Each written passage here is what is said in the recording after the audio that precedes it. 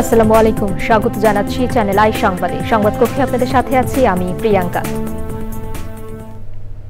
বিস্তারিত সংবাদের শুরুতেই জানিয়ে দিচ্ছি ফ্রেশ আটা ময়দা সুজি সংবাদ শিরোনামগুলো। সংসদের নিম্নকক্ষে প্রচলিত নিয়ম আর উচ্চকক্ষে সংখ্যানুপাতিক পদ্ধতিতে নির্বাচনে বিশেষজ্ঞদের সুপারিশ, সরকারের সুচিন্তিত সিদ্ধান্ত প্রয়োজন মন্তব্য।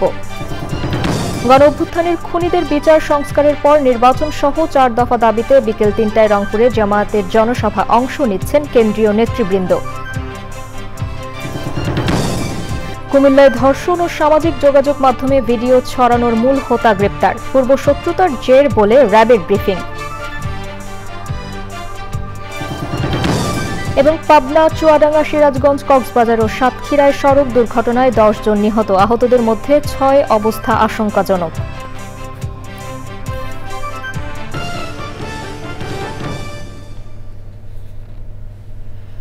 সংবাদ শিরোনামগুলো জানাচ্ছিলাম। এখনকার সংবাদ আয়োজন একই সঙ্গে চ্যানেল আই এর ইউটিউব চ্যানেলে এবং চ্যানেল আই এর ওটিটি প্ল্যাটফর্ম আই স্ক্রিনে লাইভ স্ট্রিম হচ্ছে।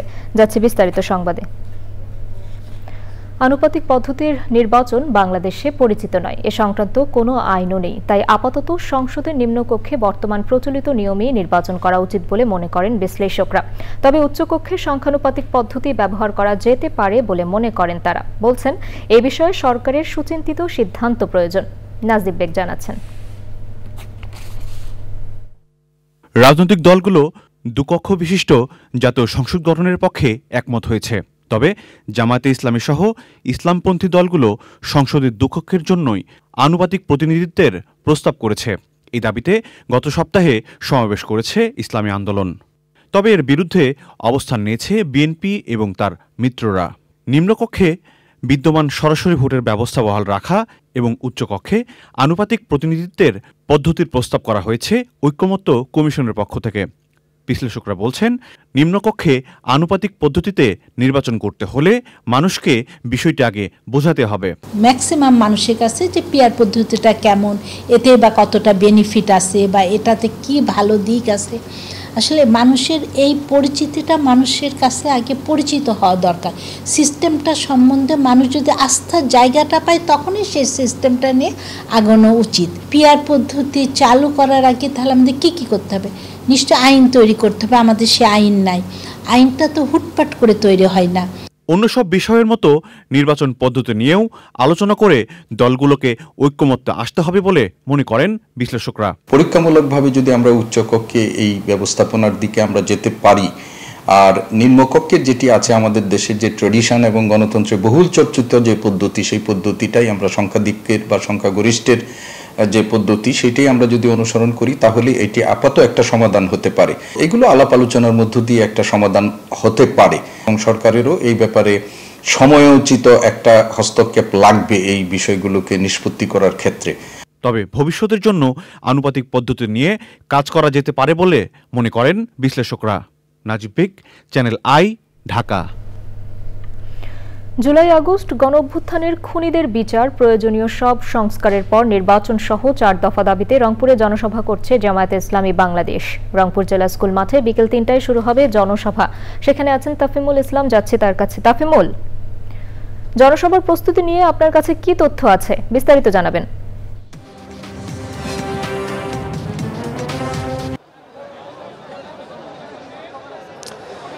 আমি আছি রংপুরের জেলা স্কুল মাঠে। এখানে কিন্তু আজকে জামায়াতে ইসলামীর জনসভা করছে রংপুর বিভাগ মহানগর এবং জেলা শাখার আয়োজনে।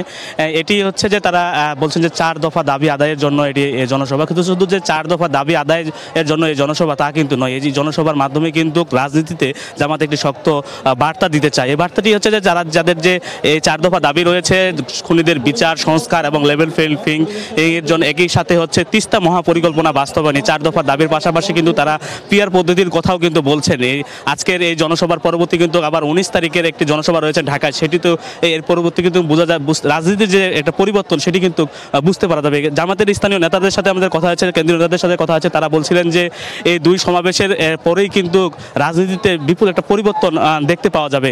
আজকের এই জনসভায় কিন্তু আমরা দেখেছি যে প্রায় দুপুরের আগ থেকেই এখানে মাঠে আসতে হাজির হতে শুরু করে জামাতের নেতাকর্মীরা। একই সাথে আমরা দেখেছি দূর দূরান্ত থেকে বিভিন্ন উপজেলা আশপাশের যে জেলাগুলো শহরগুলো রয়েছে সেখান থেকেও কিন্তু জামাতের নেতাকর্মীরা কিন্তু আমরা আসতে দেখেছি। বিভিন্ন অনেকেই বাস ট্রাকে শুরু করে যে যেভাবে পেরেছে কিন্তু সেভাবেই কিন্তু আজকে জনসভায় এসে উপস্থিত হয়েছে জামাতের যে কেন্দ্রীয় নেতারা এখনো এসে। তাফিমুল, ধন্যবাদ আপনাকে। আমরা পরবর্তীতে আরো জানবো আপনার কাছে। জাতীয় নাগরিক পার্টির আহ্বায়ক নাহিদ ইসলাম বলেছেন, জুলাই সনদ হওয়ার আগে নির্বাচন নিয়ে ভাবছে না তার দল। চ্যানেল আইকে তিনি বলেন, নির্বাচনের বিষয়ে এখনো সিদ্ধান্ত না নিলেও সাংগঠনিক কাজ করছে এনসিপি। নতুন দল হিসেবে নির্বাচনের জন্য নিজেদের তৈরি করা বড় চ্যালেঞ্জ হিসেবে দেখছেন নাহিদ ইসলাম। তাফিমুল ইসলামের রিপোর্ট। জুলাই অভ্যুত্থানের মধ্য দিয়ে জন্ম নেওয়া রাজনৈতিক দল এনসিপি এরই মধ্যে ৩৪ জেলায় ১৯০ উপজেলা ও ৫ মহানগরে কমিটি ঘোষণা করেছে। এছাড়া ১৪টি বিভিন্ন সেল এবং 10টি উইং গঠন করেছে এনসিপি। ২২ জুন রাজনৈতিক দল হিসাবে নিবন্ধনের জন্য নির্বাচন কমিশনে আবেদন করেছে দলটি। সারা দেশে কর্মী সংগ্রহের জন্য চলছে গণসংযোগ ও পথযাত্রার মতো কর্মসূচি। এনসিপির আহ্বায়ক নাহিদ ইসলাম বলছেন, অভ্যুত্থানের পর শুধু নির্বাচন নয়, রাজনৈতিক দল গঠন করাও চ্যালেঞ্জিং। নতুন দল হিসেবে আমাদের তো অবশ্যই সময় লাগবে নিজেদেরকে সংগঠিত করার, তৃণমূলে যাওয়ার, সেটা তো অবশ্যই আমাদের জন্য চ্যালেঞ্জিং। শুধু নির্বাচন না, এই পরিস্থিতিতেও রাজনৈতিক দল গঠন করা আসলে কষ্টকর, চ্যালেঞ্জিং, এবং সেই চ্যালেঞ্জ নিতে আমরা প্রস্তুত। আমরা সেটার জন্য কাজ করতেছি। আগামী নির্বাচনে এনসিপি জোটে নাকি এককভাবে অংশ নেবে এখনো সিদ্ধান্ত হয়নি জানিয়ে নাহিদ ইসলাম বলেন, জুলাই সনদের পরেই নির্বাচন নিয়ে ভাববে তার দল। জুলাই সনদ হওয়ার পরে আমরা আসলে নির্বাচনের বিষয়টা নিয়ে কথা বলবো। নির্বাচনের সেটা তারিখ, নির্বাচন সম্পর্কিত যে কোনো কিছু, জোট বা সেরকম কোনো কিছু কথা আমরা ভাবি না। আমরা নিজেদেরকে আগে সংগঠিত করছি আমরা, এবং আমাদের যেহেতু নতুন একটা দল, আমরা নতুনভাবেই সবার থেকে আলাদা করে নিজেদেরকে জনগণের সামনে উপস্থাপন আসলে করতে চাই। এনসিপির আহ্বায়ক জানান, জেলা থেকে উপজেলা, ইউনিয়ন ও পাড়া মহল্লায় ছড়িয়ে যাওয়া এখন জাতীয় নাগরিক পার্টির মূল কাজ। তাফিমুল ইসলাম, চ্যানেল আই, ঢাকা। কুমিল্লার মুরাদনগরে এছাড়াও পাবনা, চুয়াডাঙ্গা, সিরাজগঞ্জ, কক্সবাজার ও সাতক্ষীরায় সড়ক দুর্ঘটনায় 10 জন নিহত হয়েছেন। এসব ঘটনায় আহত হয়েছেন অন্তত 19 জন। প্রতিনিধিদের পাঠানো তথ্য ও ভিডিও চিত্রে সাদিয়া ওমরের রিপোর্ট। পাবনার আতাইকুলা থানার বনুগ্রামে ট্রাকের সঙ্গে যাত্রীবাহী কোচের সংঘর্ষে 3 জন নিহত হয়েছেন। এ ঘটনায় আহত হয়েছেন কমপক্ষে আরও 10 জন। আহতদের মধ্যে 6 জনের অবস্থা আশঙ্কাজনক। সকালে আতাইকুলা থানার পাবনা ঢাকতা মহাসড়কের পূর্ব বনগ্রাম এলাকায় ওই দুর্ঘটনা ঘটে। আহতদের পাবনা জেনারেল হাসপাতালে ভর্তি করা হয়েছে। চুয়াডাঙ্গার আলমডাঙ্গা নওদাপাড়ায় মোটরসাইকেল দুর্ঘটনায় 2 জন নিহত হয়েছেন। কক্সবাজারের চকরিয়ায় নিয়ন্ত্রণ হারিয়ে যাত্রীবাহী বাস উল্টে 2 জন নিহত হয়েছেন। সেখানে আহত হয়েছেন আরও 8 জন। সিরাজগঞ্জের কাজীপুরে 2টি মোটরসাইকেলের সংঘর্ষে 2 জন নিহত হয়েছে। আহত হয়েছেন আরও 1 জন। সাতক্ষীরায় দ্রুতগতির একটি পিকআপের চাকায় পিষ্ট হয়ে মাদুর ব্যবসায়ী এক বৃদ্ধ নিহত হয়েছেন। সকাল 7:30টার দিকে সদর উপজেলাধীন সাতক্ষীরা আশাশুনি সড়কের দোহাকুলার মোড়ে ওই দুর্ঘটনা ঘটে। পরে স্থানীয়রা পিকআপটি আটক করে। Sadia Omar, channel I. বাজারে মাছের দাম নিয়ে অসন্তুষ্ট ক্রেতারা। বিক্রেতারাও স্বীকার করছেন দাম বেশি, তবে কারণ বলতে পারছেন না তারা। চাল, ডিম আর ব্রয়লার মুরগির দাম নাগালের মধ্যে।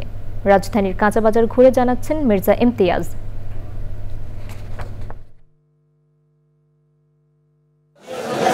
ছোট ছোট ইলিশও বিক্রি হচ্ছে 1500 টাকার ওপরে। পাশাপাশি সব ধরনের নদীর মাছই মানুষের নাগালের বাইরে। এই চিত্র দীর্ঘদিনের। রাজধানীর বাজারে পাঙাশ আর তেলাপিয়া ছাড়া সব মাছেরই দাম বেশি।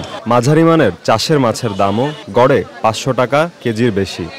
রুই মাছ ধরেন 400 টাকা, 430, কাতল মাছ 500, ওই কাঁকড়া বেশি 350। শিং মাছ 400 টাকা, মাগুর মাছ 500 টাকা, বাইলা 750 টাকা, 400 টাকা ছোট বাইশা। এটা রুই মাছ বা দেশিটা হলো 650 টাকা কেজি, 4 কেজি সাইজ। বোয়াল মাছ 700 টাকা কেজি, নদীর পাঙ্গাস 800, আর আইন মাছ আপনি নিতে পারবেন 1000 টাকা কেজি, আর পুঁটি মাছ 800, আর আপনার পাবদা মাছ 600, শিং মাছ 600, মাগুর মাছ 600, আর বাইম মাছ 900 টাকা কেজি। এগুলি আরও সহনীয় হওয়া উচিত ছিল, কিন্তু বাজারে সাপ্লাই আছে প্রচুর, সেই অনুপাতে দাম কমা উচিত ছিল। বিক্রেতারাও স্বীকার করছেন দাম বেশি, কিন্তু কেন তা বলতে পারছেন না তারাও। আগের থেকে অনেক দাম বেড়ে গেছে, যে কোনো মাছ 100-200 টাকা কেজি দিতে পারছে। আগে বাগদা বেচতাম আমরা 800, এখন বেশি 1000। এরপরে কাতল আগে বেশি 400-450, এখন 500-র উপরে কিনা, এখন বেচা 550-600। বেশিরভাগ মাছের কেজি যেটা 300 টাকা হওয়া উচিত সেটা 500 টাকা বিক্রি করে, নাগালের বাইরে মাছ। বর্ষায় নানা কারণে সবজির দাম বাড়ে, তাই কিছুটা অসন্তোষ থাকলেও সবজির দাম নিয়ে ক্রেতাদের বড় কোনো অভিযোগ নেই। সব সবজির দামই 10 টাকা 20 টাকা বাড়তি, বৃষ্টির ভিতরে আমদানি কম, দাম বাড়তি। এমনি শাকসবজি এগুলোর দাম অনেক কমে গেছে, যা মনে করেন কল্পনার বাইরে, কিন্তু মাছের দাম কমে নাই। বাজারে লেবু পাওয়া যাচ্ছে কম দামে, স্থিতিশীল আছে পেঁয়াজ, আলু, রসুন, আদার দাম। মুরগি এবং ডিমও বিক্রি হচ্ছে সহনীয় দামে। Mirza Imtiaz, channel i, Dhaka. কুমিল্লার মুরাদনগরে এক নারীকে ধর্ষণের ঘটনায় নিপীড়ন ও সামাজিক যোগাযোগ মাধ্যমে ভিডিও ছড়িয়ে দেওয়ার মূল অভিযুক্ত শাহপরানকে কুমিল্লার বুড়িচং থেকে গ্রেপ্তার করেছে র্যাব। শুক্রবার রাজধানীতে সংবাদ সম্মেলনে র্যাব জানায়, ধর্ষণের ঘটনার মূল অভিযুক্ত ফজর আলী ও শাহপরান ভুক্তভোগীকে আগে থেকেই উত্ত্যক্ত করত। শহীদুল্লাহ রাজুর রিপোর্ট। কুমিল্লার মুরাদনগরে 26 জুন রাতে যৌন নির্যাতনের শিকার হন এক নারী। সে সময় কয়েকজন তার ভিডিও ধারণ ও শারীরিকভাবে নির্যাতন করেন। পরে ভিডিওটি সামাজিক যোগাযোগ মাধ্যমে ছড়িয়ে পড়ে। র্যাব জানিয়েছে, ফজর আলী ও শাহপরান নামে দুই ভাই দীর্ঘদিন ধরে ভুক্তভোগীকে উত্ত্যক্ত করত। ধর্ষণের ঘটনার মূল অভিযুক্ত ফজর আলী গ্রাম্য সালিশে তার ছোট ভাই শাহপরানকে মারধর করে। শাহপরান তার বড় ভাইয়ের উপর প্রতিশোধ নেওয়ার সুযোগ খুঁজতে থাকে। ঘটনার দিন শাহপরানের নির্দেশনায় অন্য আসামিরা ভুক্তভোগী ও ফজর আলীকে নির্যাতন ও ভিডিও করে সামাজিক যোগাযোগ মাধ্যমে ছড়িয়ে দেয়। ফজর আলী, যে কিনা ধর্ষক হিসাবে অ্যারেস্টেড, সে এই ভিকটিমের মাকে সুদের বিনিময়ে 50,000 টাকা ধার দেয়। সো সেই ধারের টাকা আদায় করার জন্যই মাঝে মাঝে তাদের বাসায় যেত। ঘটনার দিনও তেমনি এই টাকা আদায়ের সূত্র ধরেই তিনি ওই বাসায় গিয়েছিলেন রাতের বেলা, এবং এইটা শাহপরান জানতো যে ওই দিন সে যাবে। সে প্রেক্ষিতে শাহপরান তার লোকজন সেট করে দেয় যে এরকম এই টাইমে যাবে, তোমরা যদি তাকে ধরতে চাও ধরতে পারো। এবং সে তার সেই প্ল্যান অনুযায়ী, পরিকল্পনা অনুযায়ী ওই দিন রাতে যখন ফজর আলী তার ওই ঘরের ভিতরে ভিকটিমের ঘরে প্রবেশ করে, তার কিছুক্ষণ পরেই এই শাহপরানের লোকজন ভিকটিমের ঘরে প্রবেশ করে এবং তাকে বিবস্ত্র করে ভিডিও ধারণ করে সেটা পরবর্তীতে সোশ্যাল মিডিয়ায় ছড়িয়ে দেয়। ঘটনায় আরও কেউ জড়িত থাকলে তাদের বিরুদ্ধে প্রচলিত আইনে ব্যবস্থা নেওয়া হবে বলে জানিয়েছে র্যাব। একটা গ্রুপ অফ পিপলকে সে বলে এবং এটা নিয়ে সে একটা মেসেজও দেয়। সেই মেসেজটাও আমাদের কাছে আছে ইমোর মাধ্যমে, যে একজনকে এখানে আরেকজন, আমরা ইসের স্বার্থে বলছি না, সে এখনও অ্যারেস্টেড হয় না, আমরা তার বিরুদ্ধে কাজ করছি, নামটা বলছি না, তাকে একটা মেসেজ দিয়েছে, সেই মেসেজের স্ক্রিনশটও আমাদের কাছে আছে। ওই ঘটনায় মুরাদনগর থানায় মামলা করেন ভুক্তভোগী নারী। শাহপরানকে গ্রেপ্তারের আগে মূল অভিযুক্ত ফজর আলী এবং ভিডিও ধারণ ও সরবরাহের অভিযোগে 4 যুবককে গ্রেপ্তার করে police. Shahidullah Raju, channel i, Dhaka. দর্শক, এবারে বিরতি, আর বিরতির পর যা থাকছে, ফিফা ক্লাব ওয়ার্ল্ড কাপের কোয়ার্টার ফাইনালে মাঠে নামছে 4 ক্লাব। ফ্লুমিনেন্সের প্রতিপক্ষ আল হিলাল ও চেলসি খেলবে পালমেইরাসের বিপক্ষে।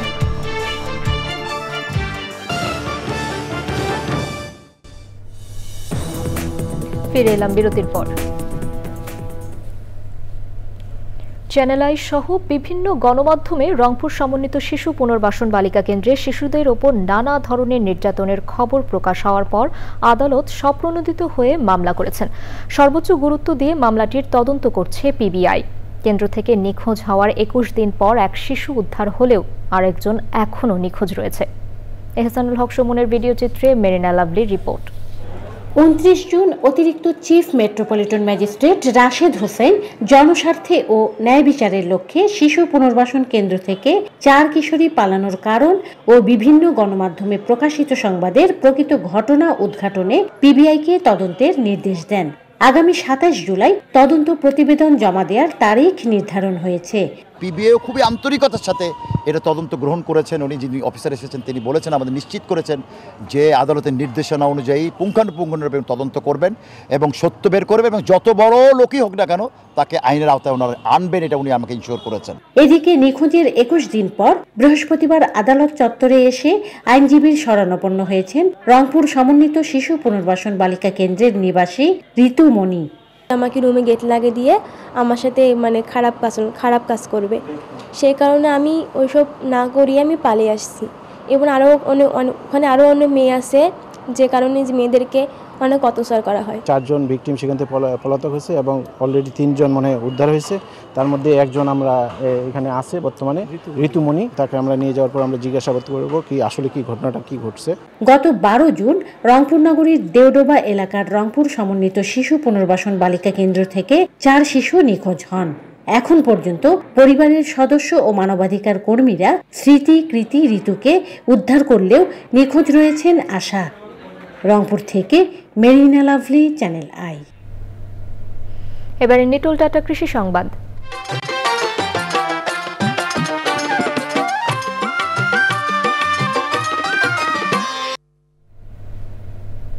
নেত্রকোনায় লতিরাজ কচুর আবাদ বাড়ছে। ফলন ও বাজার মূল্য ভালো হওয়ায় আগ্রহী হয়ে উঠছেন চাষিরা। প্রতি হেক্টরে খরচ বাদে কৃষকের লাভ থাকছে 15 লাখ থেকে 17 লাখ টাকা। নেত্রকোনা থেকে জাহিদ হাসানের পাঠানো তথ্য, ভিডিও চিত্রে রাজীব আহমেদের রিপোর্ট। কৃষি বিভাগের তথ্য মতে নেত্রকোনা সদর ও পূর্বধলা উপজেলায় এবার 142 হেক্টর জমিতে লতিরাজ কচুর আবাদ হয়েছে। পলাশহাটি, মহেশহাটি, ওয়াইলপাড়া, খালপাড়া, দক্ষিণ বিশিওয়ারা সহ 20 থেকে 25টি গ্রামের অনেক চাষি লাভবান হয়েছেন লতিরাজ কচু চাষ করে। এ পর্যন্ত প্রায় 80-90 হাজার টাকার মতো বিক্রি আসছে। আশা করি ইনশাল্লাহ আরো আসবে। কচিলতের গৃহস্থী আমরা সবাই সুখ সুবিধার মতন আছি আর সবাই লাভের মধ্যে আছি। উৎপাদিত লতিরাজ কচু প্রতি কেজি বিক্রি হচ্ছে গড়ে 60 থেকে 70 টাকায়। বিভিন্ন জায়গা থেকে আপনার ব্যাপারীরা আসে, আমাদের এখান থেকে নিয়ে যায় মাল। গড় যদি এটাকে 3000 টাকা ধরি, তাও 1 একরে প্রায় 9 লক্ষ টাকা এটা বিক্রি হয়। 1.5 লক্ষ টাকার মতো আমি বেচা কিনা করছি, এরপরে আরো বেচতে পারবো। এই ফসল একদিকে যেমন পুষ্টি চাহিদা পূরণ করছে, অন্যদিকে চাষিদের অর্থনৈতিক সচ্ছলতা ফিরছে বলে জানিয়েছে জেলা কৃষি বিভাগ। এখানকার কৃষক ভাইরা তারা এই ফসলটা আবাদ করে বিগত কয়েক বছর যাবত তারা লাভবান হচ্ছে, যার কারণে আশেপাশের কৃষক ভাইরা এটা নিয়ে উৎসাহিত হচ্ছে। লতিরাজ কচু আবাদ করে অর্থনৈতিক সচ্ছলতার পাশাপাশি জেলার পুষ্টি চাহিদাও পূরণ হচ্ছে বলে জানান সংশ্লিষ্টরা। Rajib Ahmed, channel I. এবারে প্রকৃতি সংবাদ।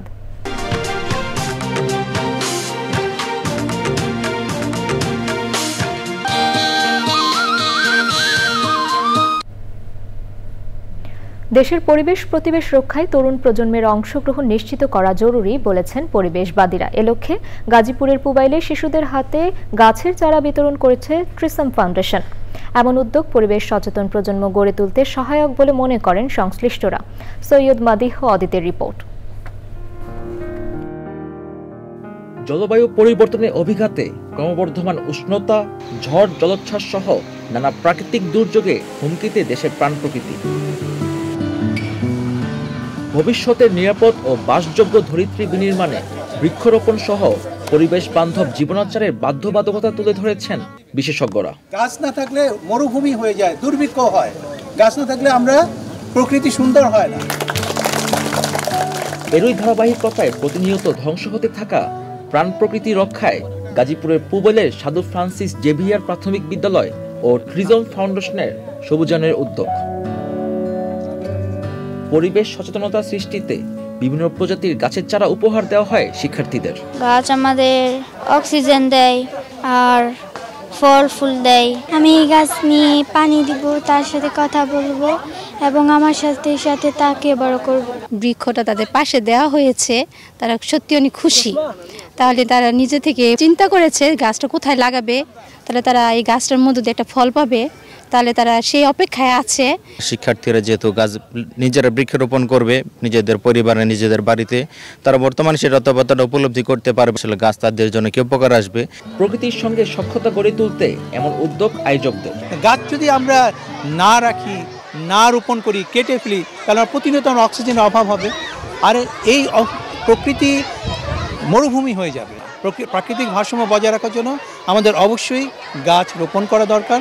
স্টুডেন্টরা যখন প্রাইমারি লেভেলে থাকে সেই সময় থেকে তারা গাছের সাথে এক ধরনের সখ্যতা তাদের ভিতরে যাতে তৈরি হয় এবং ভবিষ্যতে আমরা চাই কিছু সবুজ মন তৈরি করতে। কর্মসূচির স্পন্সর প্রতিষ্ঠান Eastern Insurance company limited. Syed Madihauddin, channel i, Gazipur. দর্শক, সবশেষে ফ্রেশ আটা, ময়দা, সুজি সংবাদ শিরোনামগুলো জানিয়ে দিচ্ছি আরও একবার। সংসদের নিম্নকক্ষে প্রচলিত নিয়ম আর উচ্চকক্ষে সংখ্যানুপাতিক পদ্ধতিতে নির্বাচনে বিশেষজ্ঞদের সুপারিশ, সরকারের সুচিন্তিত সিদ্ধান্ত প্রয়োজন মন্তব্য। গণঅভ্যুত্থানের খুনিদের বিচার ও সংস্কারের পর নির্বাচন সহ 4 দফা দাবিতে বিকেল 3টায় রংপুরে জামায়াতের জনসভা, অংশ নিচ্ছেন কেন্দ্রীয় নেতৃবৃন্দ। কুমিল্লায় ধর্ষণ, নির্যাতন ও সামাজিক যোগাযোগ মাধ্যমে ভিডিও ছড়ানোর মূল হোতা গ্রেপ্তার, ভুক্তভোগী নারীকে আগে থেকেই উত্ত্যক্ত করার তথ্য। এবং পাবনা, চুয়াডাঙ্গা, সিরাজগঞ্জ, কক্সবাজার ও সাতক্ষীরার সড়ক দুর্ঘটনায় 10 জন নিহত, আহতদের মধ্যে 6 জনের অবস্থা আশঙ্কাজনক।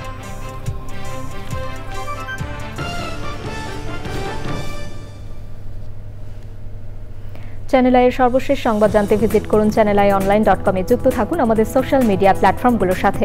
দর্শক, এখনকার সংবাদ আয়োজন এ পর্যন্তই। এতক্ষণ সাথে থাকার জন্য ধন্যবাদ সবাইকে।